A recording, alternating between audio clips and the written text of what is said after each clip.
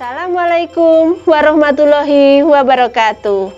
Selamat pagi anak-anakku. Apa kabarnya hari ini?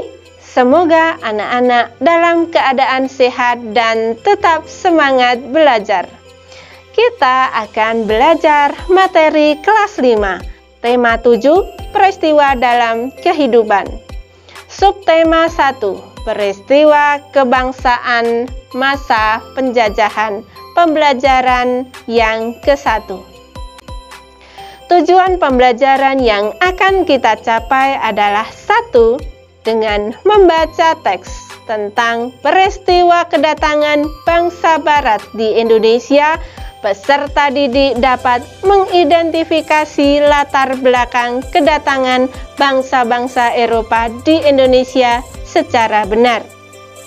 Yang kedua, dengan membaca teks, peserta didik dapat menjelaskan tentang sifat-sifat benda cair, padat, dan gas.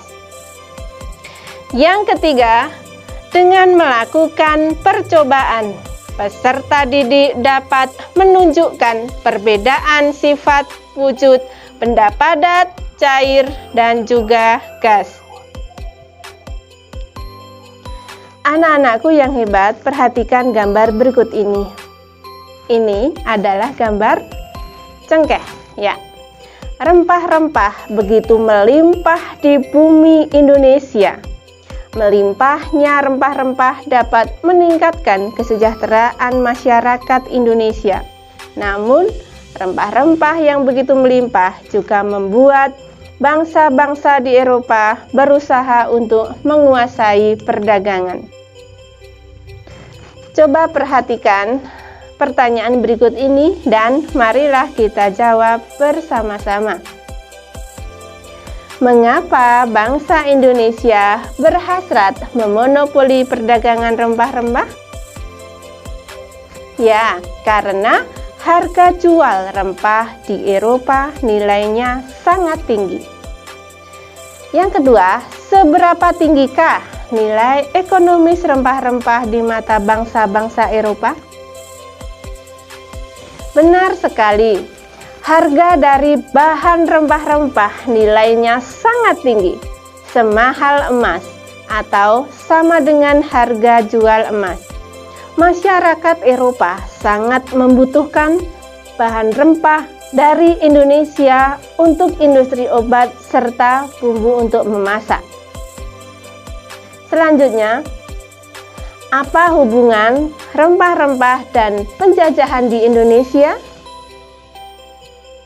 Anak-anak tentunya sudah paham. Hal ini karena bangsa-bangsa Eropa mengalami kesulitan mendapatkan rempah-rempah sejak jatuhnya Konstantinopel ke tangan bangsa Turki pada tahun 1453. Sedangkan terjadi permusuhan antara bangsa Turki dengan bangsa Eropa.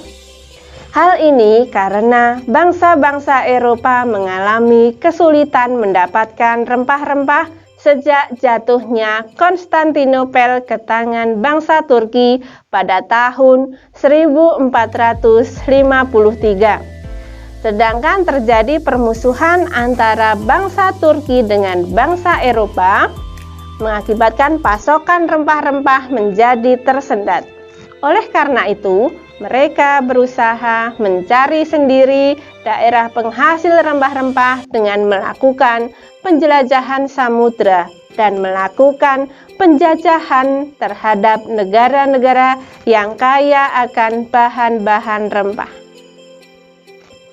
Anak-anakku yang hebat, cengkeh memiliki banyak manfaat. Sebagai bumbu masak, Cengkeh digunakan dalam bentuk bunga utuh atau dalam bentuk bubuk. Cengkeh juga dimanfaatkan oleh bangsa Cina dan Jepang sebagai dupa. Selain itu, minyak cengkeh digunakan sebagai aromaterapi dan obat sakit gigi. Pohon cengkeh banyak manfaatnya, sehingga menjadikan bernilai ekonomis tinggi. Oleh karena itulah, cengkeh merupakan salah satu bahan rempah-rempah yang menjadi buruan bangsa-bangsa Eropa. Hal itu memicu terjadinya penjajahan di Indonesia. Bangsa kita mengalami penjajahan cukup lama. Selama masa penjajahan, bangsa kita mengalami penderitaan akibat adanya penindasan. Pada masa pemerintahan kerajaan-kerajaan Islam di Indonesia, datanglah orang-orang Eropa yang mengadakan pelayaran samudera. Kedatangan orang-orang Eropa di Nusantara semula disambut baik oleh bangsa Indonesia. Namun, ketika orang Eropa itu berusaha menguasai Nusantara, mereka mendapat reaksi keras berupa perlawanan-perlawanan di berbagai daerah. Lalu, apa sebenarnya yang melatar belakangi bangsa-bangsa Eropa tersebut datang ke Indonesia dan akhirnya menjajah bangsa Indonesia? Ayo, kita pelajari bersama-sama di channel For Good Secang kesayangan kita. Peristiwa kedatangan bangsa Barat. Mulai abad ke-15, bangsa Eropa berusaha melakukan penjajahan samudera. Bangsa Eropa yang pernah melakukan penjelajahan dan penjajahan di Indonesia dimulai oleh bangsa Portugis. Kapal mereka pertama kali mendarat di Malaka pada tahun 1511. Berikutnya ialah bangsa Spanyol yang mendarat di Tidore, Maluku pada tahun 1521. Kemudian disusul oleh bangsa Inggris dan Belanda. Kapal-kapal Belanda pertama kali mendarat di pelabuhan Banten pada tahun 1596. Berikut ini adalah faktor-faktor pendorong penjelajahan samudera. 1. Adanya keinginan mencari kekayaan atau gold. Kekayaan yang mereka cari terutama adalah rempah-rempah. Sekitar abad 15 di Eropa, harga rempah-rempah sangat mahal. Harga rempah-rempah semahal emas atau gold. Mereka sangat membutuhkan rempah-rempah untuk industri obat-obatan dan bumbu masak. Yang kedua adalah adanya keinginan menyebarkan agama atau gospel.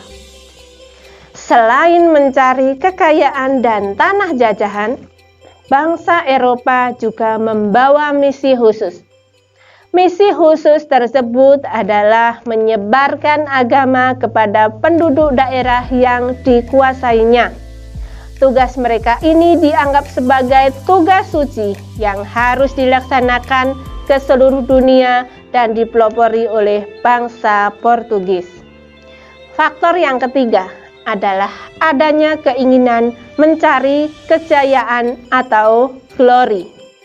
Di Eropa, ada suatu anggapan bahwa apabila suatu negara mempunyai banyak tanah jajahan, negara tersebut termasuk negara yang jaya atau glory. Dengan adanya anggapan ini, negara-negara Eropa berlomba-lomba untuk mencari tanah jajahan sebanyak-banyaknya. Faktor selanjutnya adalah perkembangan ilmu pengetahuan dan teknologi. Ilmu pengetahuan dan teknologi berkembang pesat. Contohnya sebagai berikut. Dikembangkannya teknik pembuatan kapal yang dapat digunakan untuk mengarungi samudra luas. Selanjutnya, ditemukannya mesiu untuk persenjataan. Senjata dapat digunakan untuk melindungi pelayaran dari ancaman bajak laut dan sebagainya. Kemudian, ditemukannya kompas. Kompas digunakan sebagai petunjuk arah sehingga para penjelajah tidak lagi bergantung pada kebiasaan alam. Untuk menentukan arah, biasanya mereka berpedoman pada bintang, sehingga jika angkasa tertutup awan, mereka tidak dapat meneruskan pelayarannya. Dengan kompas, mereka bebas berlayar ke arah manapun tanpa gangguan, baik siang maupun malam. Anak-anakku yang hebat, untuk lembar kerja yang pertama, mari berlatih. Berdasarkan bacaan di atas, coba jawablah pertanyaan berikut ini. 1. Siapa yang dimaksud dengan bangsa Barat? 2. Apa faktor yang melatar belakangi bangsa Barat melakukan penjajahan di Indonesia? Yang ketiga, kapan bangsa Barat mulai melakukan penjelajahan samudra? Yang keempat, di mana bangsa Barat pertama kali mendarat di Indonesia? 5. Mengapa bangsa Barat melakukan penjelajahan samudra?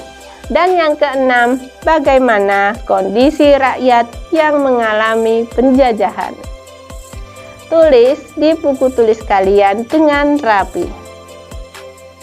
Anak-anakku yang hebat, untuk lembar kerja yang kedua, silakan anak-anak membuat pengandaian berkaitan dengan peristiwa kedatangan bangsa-bangsa Eropa di Indonesia.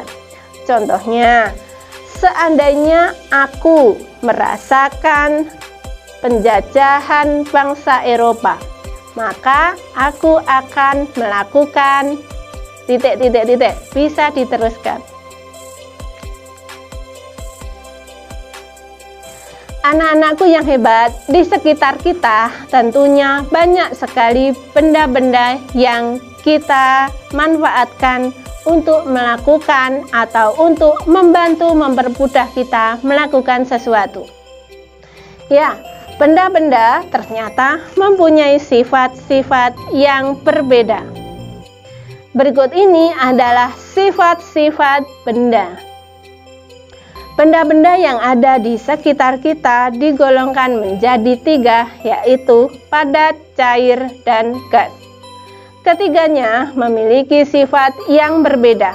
Mengapa kalian perlu mengetahui sifat-sifat benda?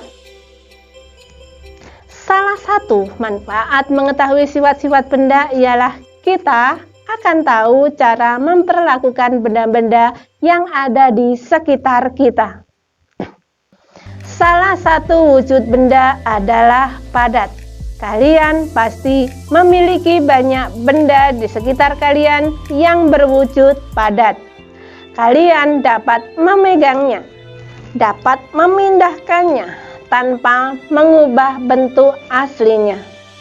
Benda padat yang ada di sekitar kalian dapat diubah dengan beberapa perlakuan seperti diberikan panas, diberikan tekanan tinggi, atau diberi perlakuan fisik seperti menggunting, menekan, melipat, atau menyobek. Wujud berikutnya adalah cair. Benda-benda cair dapat ditemui dengan mudah di sekitar kalian. Air merupakan zat penting dalam kehidupan makhluk hidup yang berwujud cair. Benda cair yang ada di rumah kalian biasanya berada dalam sebuah wadah seperti kamar mandi, baskom, gelas, atau ketel air. Perhatikanlah bahwa ketika benda cair itu dipindahkan, ia akan berubah mengikuti wadahnya. Jika wadahnya berlubang, benda cair itu akan segera mengalir keluar dari wadahnya.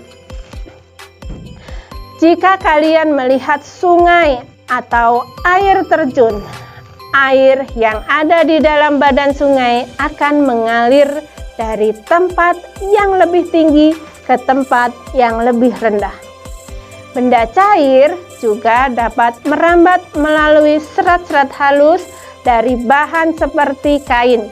Benda cair mengisi rongga kecil atau pori-pori bahan tersebut.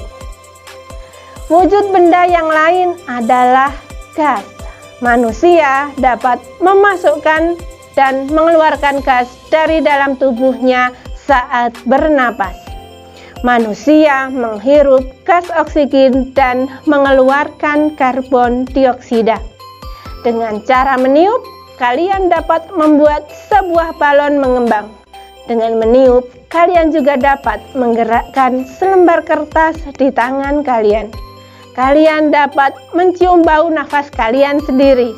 Kalian pun dapat mencium bau-bau lainnya yang berupa gas.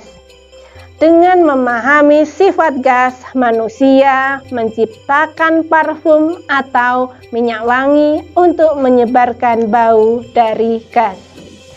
Anak-anakku kelas 5 yang hebat, sekarang ibu akan mengajak kalian untuk melakukan 2 percobaan. Percobaan 1. Menggunakan alat dan bahan berupa pensil dan peraut pensil. Langkah kegiatan. Ambillah pensil yang masih utuh. Perhatikan bentuknya dan gambarlah. Dengan menggunakan penyerut pensil, rautlah bagian ujung pensil hingga dapat digunakan untuk menulis. Seperti ini.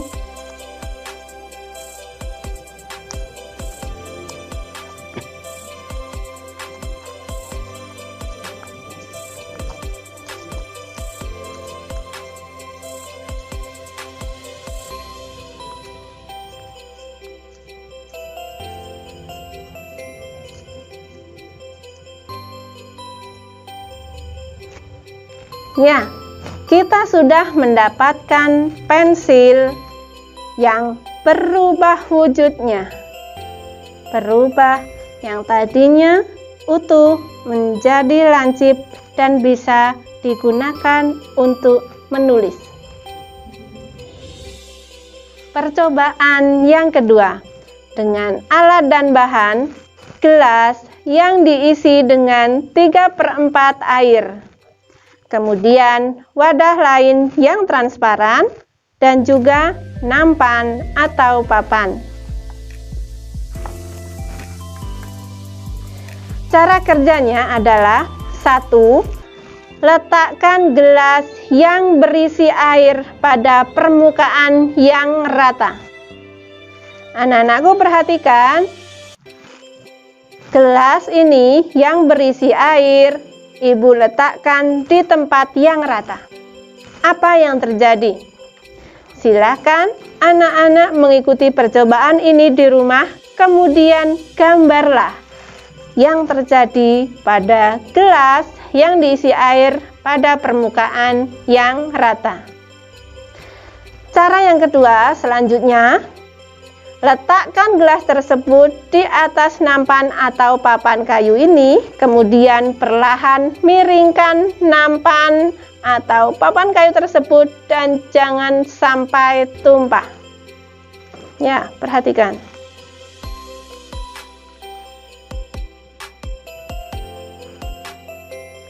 Perhatikan dengan seksama apa yang terjadi dengan air yang ada di dalam gelas.